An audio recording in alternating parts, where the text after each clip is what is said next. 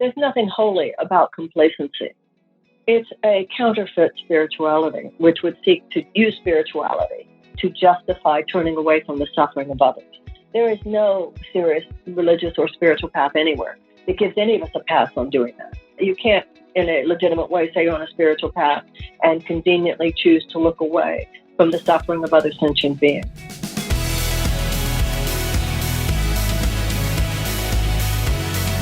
Welcome to the Shine Strategy Podcast, where entrepreneurs, visionaries, and business owners are getting visible and changing the world. I'm your host, Heather Burgett, an award-winning publicist, entrepreneur, and business mentor. Today's show is sponsored by PR Stars. For more inspiration and Shine strategies, head over to shineinsiders.com now for my free masterclass so that you too can get visible and go from local to global.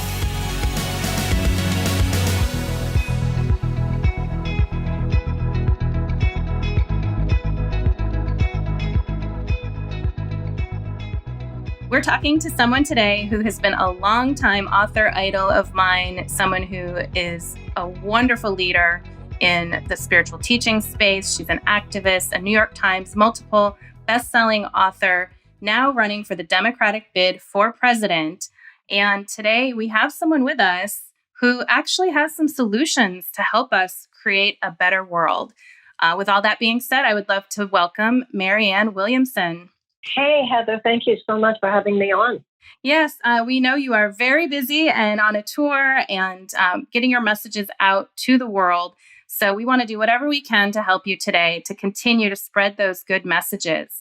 And, you know, with someone like you at the helm, I dare say there would be a lot less suffering in our country and probably the world. And I love that you're providing tangible, real solutions for us. In fact, in your book, A Politics of Love, you lay out how we got to where we are now and how we can actually get out of this current situation. So let's start. I would love to ask you just by finding out, when was that light bulb moment when you realized that you really wanted to run for president? Well, it was about 2 years ago. I didn't write down the date. I almost wish I had. I was sitting in my bedroom. I was living in New York. It was the middle of the day. I was sitting on my bed. It was just one of those moments, just kind of sitting around. And the idea popped in a way that was very surprising to me at the time. I had run for Congress 4 years ago. It had been an exhilarating experience, but a brutal one. I felt, well, that was that. I scratched whatever itch that was. Won't be doing that again. And assumed that anything that might have gone beyond that in politics, that door was simply closed. So when I had that moment, kind of startling. And after that, there was about a month that felt very different. And I felt very clear that I was going to do this. Then a month after I originally had that idea pop into my head, I sort of crashed onto the rocks of material reality. What, are you crazy? What are you thinking? And just the reality of it in terms of the world's reality, politics, you're not even in Congress, you haven't served in office, they will mock you, they will humiliate you, they will say mean things about you, they will have bad pictures of you, you've got to be crazy. And that was a processing that went on for about 1.5 years. That processing did not represent a moment. It represented a long journey. Talking to people, thinking about this, praying about this, and having to face my own internal, was I capable of growing a tough enough skin inside? I know what it's like to have people come after you. I've had it happen. It's not like I've never been through any of this. And it's just like one step after another in life, and you monitor it. Am I pushing a river here, or am I going with the flow?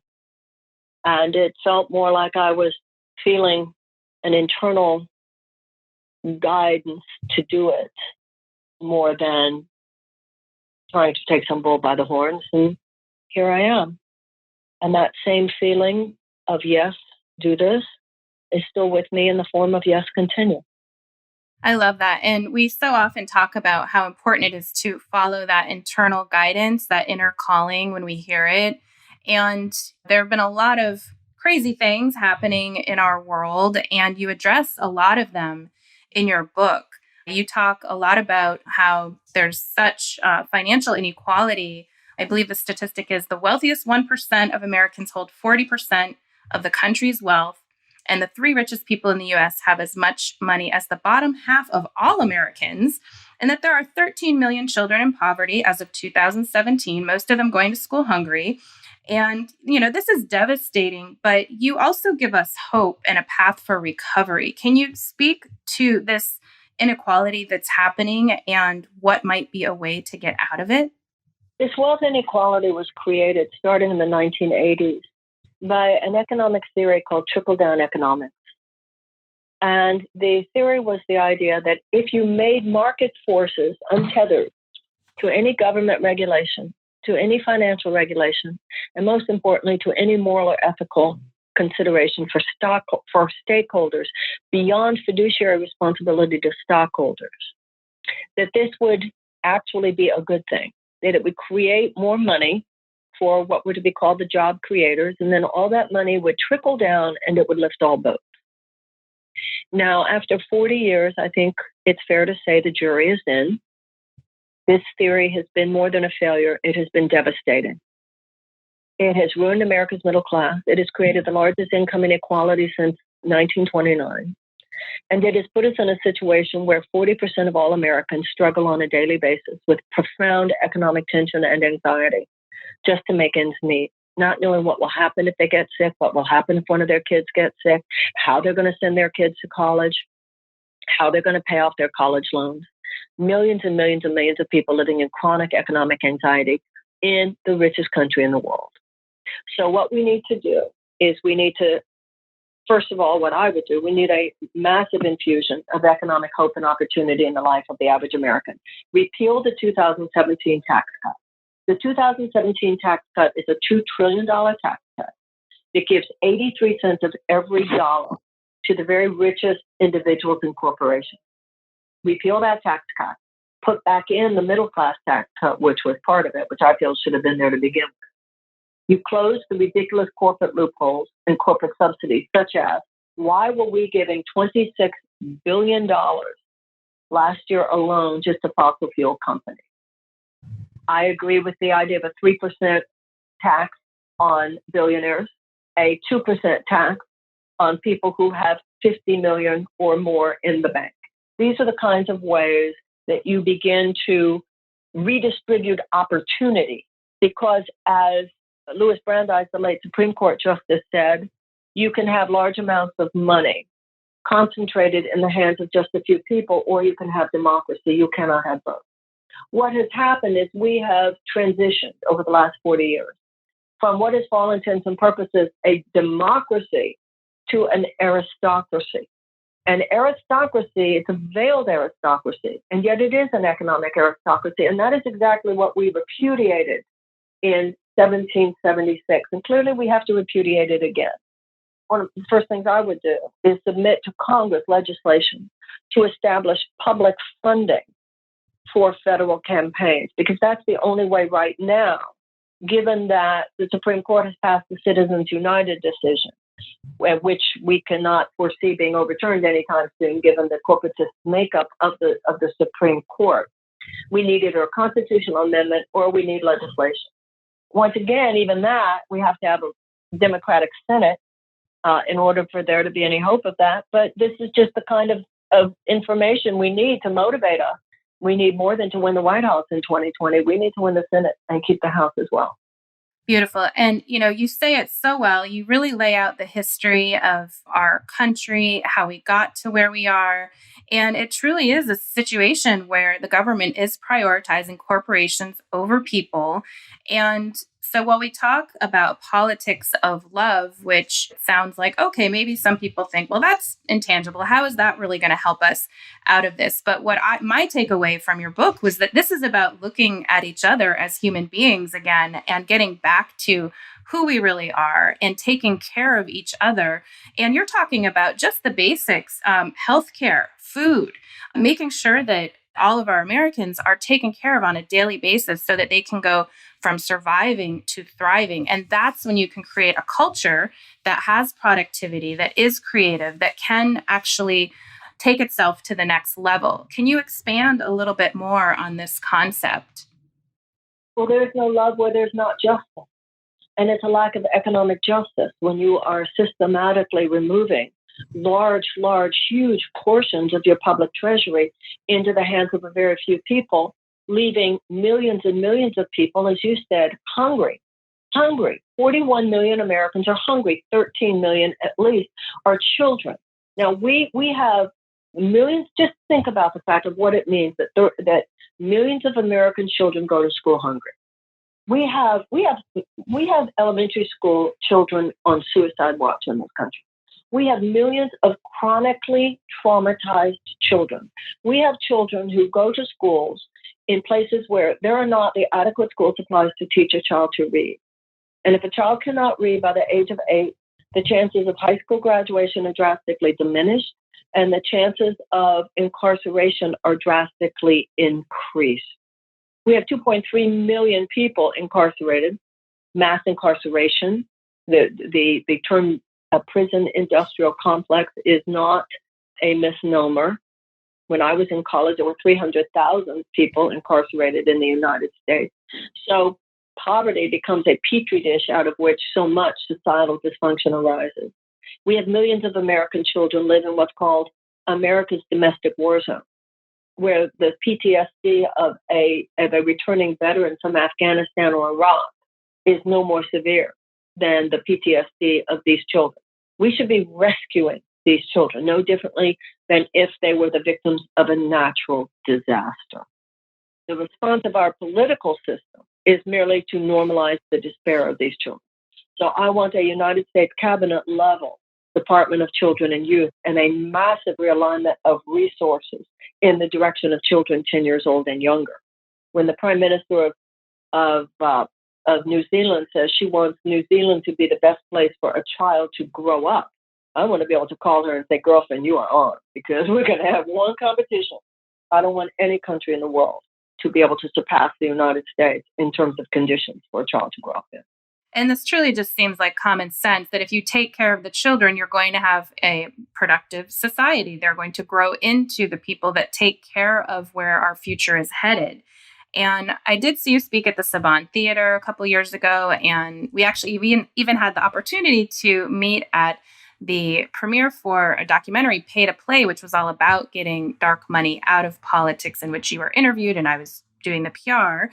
And so this conversation, I know you've been, focusing on this for a very long time. And what I also loved hearing you say when I saw you speak at the Saban Theater was that this is not a time for anyone to stick their head in the sands and think that even if, you're on a spiritual path, that, this is something that will be negative or bring, your vibration down, that we actually have to choose sides. And can you speak a little more to that about how important it is to not ignore what is happening? Well, there's nothing holy about complacency. It's a counterfeit spirituality, which would seek to use spirituality to justify turning away from the suffering of others. There is no serious religious or spiritual path anywhere that gives any of us a pass on doing that. You can't, in a legitimate way, say you're on a spiritual path and conveniently choose to look away from the suffering of other sentient beings. So that's this newfangled capitalist spirituality that's come up in the last few decades. But you've never heard me be a proponent of it. By the way, it's not like I'm anti-capitalist, but I'm for capitalism with a conscience. And it's only a capitalism which is thinking about brand protection at the expense of moral and ethical values, which would sell anybody on the idea that you're too spiritual to care about a hungry child. Also, I think there's something interesting about what you said a couple minutes ago that I think bears repeating. There's nothing about an economic system which leaves out care for children that is good economics, because no company thrives that does not take care of new products. So if we were really concerned with economic abundance 10 years from now, what we would be doing is taking better care of 10-year-olds today. Any country that's thinking, how are we going to have the greatest economic abundance 10 years from now, 20 years from now, is thinking in terms of better care and better education of its children.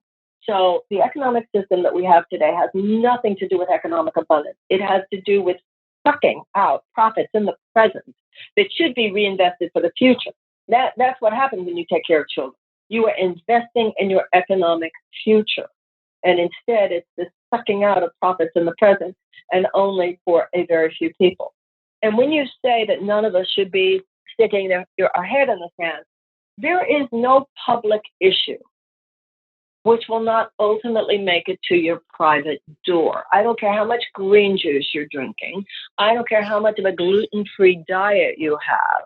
If they're poisoning the water, and they're poisoning the topsoil, and they're poisoning the air we breathe. And that's what's happening when, because of short-term profits for fossil fuel companies and chemical companies, we are gutting the Clean Water Act, gutting the Clean Air Act, overturning the ban on pesticides that we are absolutely sure harm a developing child's brain.